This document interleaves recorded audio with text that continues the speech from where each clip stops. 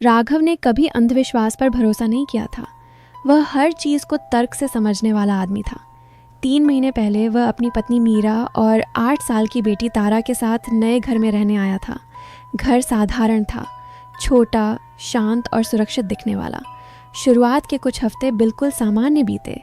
परिवार खुश था, जीवन अपने सामान्य ढंग से चल रहा था। फिर एक रात राघव की नींद अचानक खुल गई। कमरे में हल्की नीली रोशनी थी, बाहर गहरी खामोशी थी। उसे लगा जैसे कहीं से पानी की हल्की आवाज़ आ रही है। धीरे धीरे वह आवाज़ साफ हुई, टप टप टप। उसने दीवार पर लगी घड़ी देखी। समय था 2:45। आवाज़ बाथरूम की दिशा से आ रही थी। वह धीरे से उठा और बाथरूम की ओर बढ़ा। दरवाज़ा आधा खुला था। अंदर सिंक का नल थोड़ा सा खुला हुआ था और पानी गिर रहा था।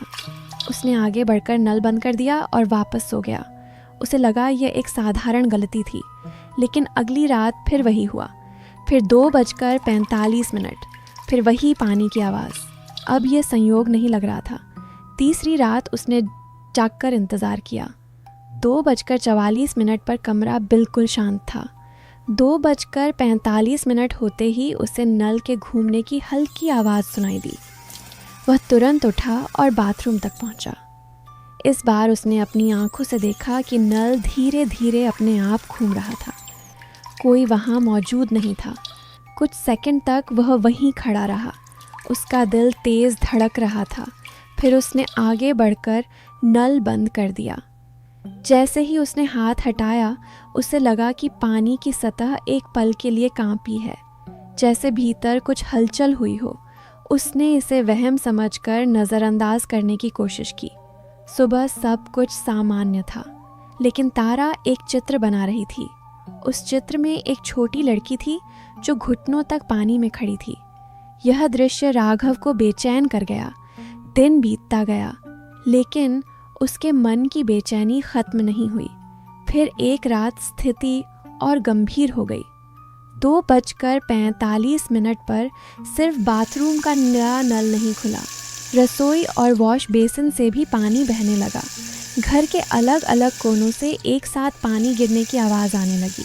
राघव एक एक करके सभी नल बंद करता गया, लेकिन तभी उसने फर्श पर कुछ देखा। गीले फर्श पर छोटे छोटे पैरों के निशान बन रहे थे, जैसे कोई बच्ची अभी अभी पानी से निकलकर चली हो।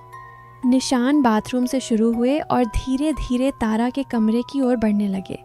राघव का दिल जोर से धड़कने लगा। वह तुरंत तारा के कमरे में पहुंचा। तारा गहरी नींद में थी, लेकिन दरवाजे तक गीले निशान मौजूद थे। और फिर अचानक वे निशान गायब हो गए। अगले दिन पड़ोसी से बातचीत के दौरान एक पुरानी सच्चाई सामने आई।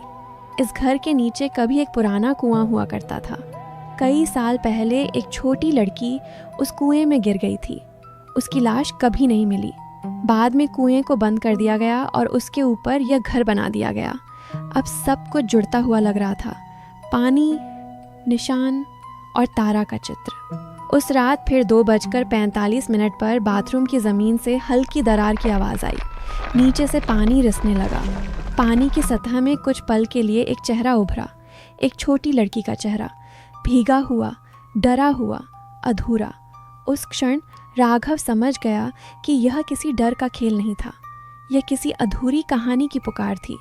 अगले दिन उसने बाथरूम का फर्श तुड़वाने का फैसला किया। नीचे पत्थरों से ढका एक पुराना कुआं मिला। मिट्टी हटाने पर उसके अंदर एक छोटे कंकाल के अवशेष मिले। सालों पुरानी सच्चाई सामने थी। उस बच्ची का अंतिम संस्कार पूरे सम्मान के साथ किया गया। उस रात 2:45 पर कोई आवाज़ नहीं आई, कोई नल नहीं खुला, कोई कदमों के निशान नहीं बने। घर पूरी तरह शांत था। धीरे धीरे घर का माहौल सामान्य हो गया। कुछ दिनों बाद तारा ने बताया कि अब वह लड़की दिखाई नहीं देती। राघव ने यह सुना और उसे महसूस हुआ कि अब सब पहले जैसा हो चुका है।